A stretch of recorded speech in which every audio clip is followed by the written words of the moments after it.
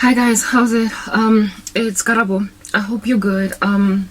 Yeah, I hope you're fine. Look, it's Christmas and it's horrible for me because of something that just happened, and frankly it's uncomfortable, but I'm here to speak about just like repercussion management. I really hope not to be long. I want this to be a maybe 3 to 4 part like the last one that I did. That was long form. And I want to read from 2 Timothy 3. So today is Christmas, right? And it is a day that a lot of people go to church in the mornings for that Sunday morning service. Sorry, Christmas morning. Well, in this case, it is actually Sunday as well. But that Christmas morning service, they go and they fill up churches like to the brim. People that don't go during the year go in this season. I remember when I was still lost, having this one colleague of mine complain about how the church gets packed on Christmas to a point where they can't breathe. I, in and of myself, was lost. So I found her arrogant and mean to say that. She was like, "Khotala all of these people that don't care to look at Jesus in the middle of the year, and then on Christmas all of a sudden they think they're cool with him. And so they fill up the church to the brims, and they make the rest of us uncomfortable, and we can't find our seats where we naturally sit every Sunday because they're all here, and now we have to sit in the overflows because they're all here. They only come to bless Jesus on one day of the year." I was like, oh, okay, well, when I was lost, I was never the kind of person to go to church on Christmases. I was just very irreligious. Like, I was not a hypocrite at all, even in the slightest. I don't know what it's like to live as a lukewarm Christian. Once I gave my life to Christ, I was very serious. However, when I was lost, I was just not interested. Like, I used to do the Our Father. I wasn't an atheist, but I definitely did not engage myself in church activity at all.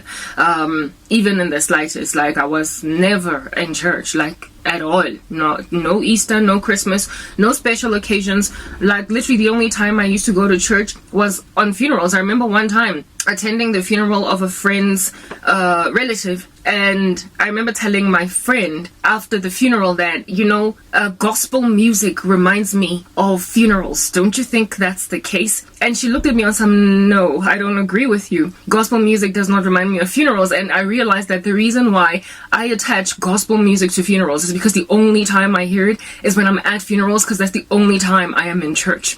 So that kind of put a little bit of a damper in my step. Like, I was kind of embarrassed to even say that to my friend, linking all gospel music to funeral dirges. It's only because I was only ever hearing it there. Okay, so I was very unchurched, which is why I'm having such a rough time with the lukewarm, like, conglomerate. To me, it's like, how do you sit now that you are serious about Jesus? As soon as I sat down in 2011 and I was like, I want to try and be a serious Christian. I want to be a Christian, not a serious Christian. I just want to be a Christian. As soon as I made a decision to become a Christian, I invested my might in it, and miraculously, I actually truly got saved. So I became radical immediately. I went from unbelieving to hot. I've never been lukewarm. I was cold, now I am hot. If at all I were to give the descriptions written off in the book of Revelation to the church of Laodicea, how the Lord speaks about how I would rather you be cold or hot, but you are neither. Instead, you're lukewarm, so I'm about to spit you out of my mouth. That was me. I was on the far extreme. So basically, I was more tolerable to the taste buds of Jesus Christ in my unregenerate state. When I was lost, Christ considered me more favorable to gaze upon than many of the people that I was encircled by that were always going to church. One of whom was that very colleague that was complaining about everybody that fills up the church to the brims on Sundays.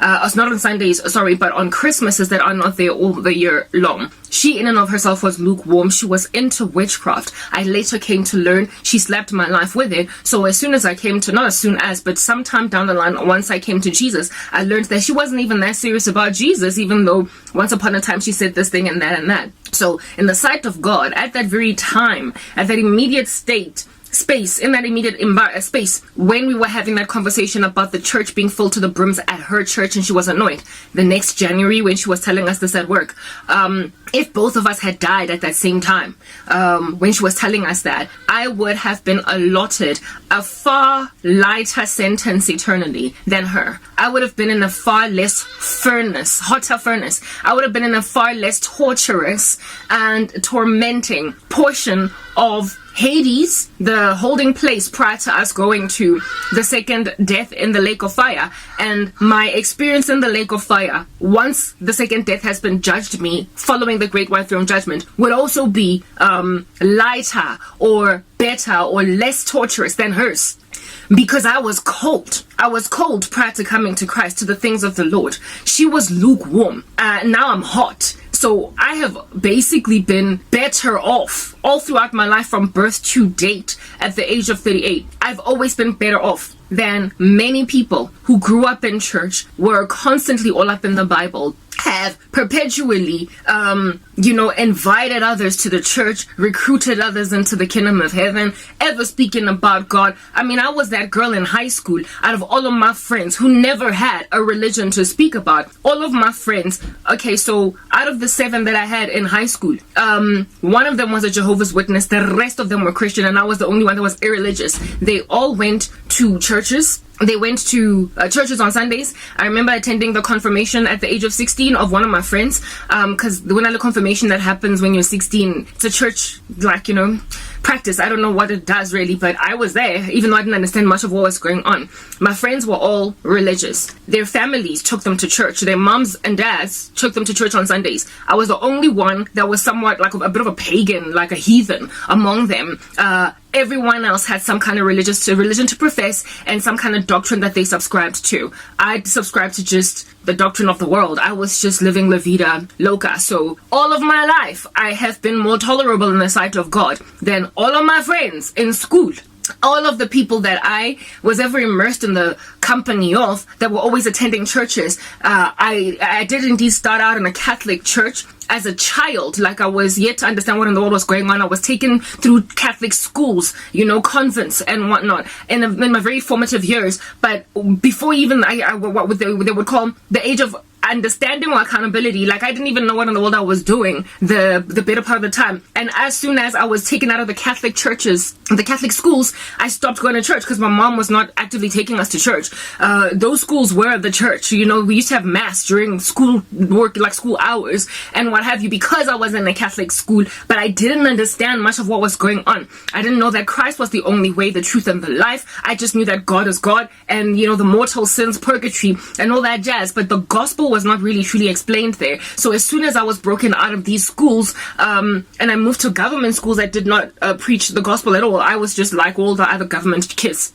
Never went to church, none of that. The only times I've ever been to church in my entire walk prior to coming to Christ was if during when I was my teenager, my mom would drag me to, or take me with, let me not say drag, it's not like I was unhappy to go. She would go with me to like a Rema when Creflo Dollar was here, because in and of herself, she was kind of unchurched. She wasn't there every Sunday, but every so often when like a famous preacher from the US would come, she would be at Rema type establishment thing. So those were the only times I went, and I never really got anything from it. So I wasn't religious. I was cold. I wasn't lukewarm. And so therefore, in the taste buds of Jesus, I was far more tolerable. I'd rather be that than lukewarm. I want to come here and help you guys understand the gravity of lukewarmness and just how dangerous it is. I personally don't have an experience with it, but personally, as in going through it myself, I am one. But I have got tons of experience with lukewarm Christians ever since coming to Jesus Christ.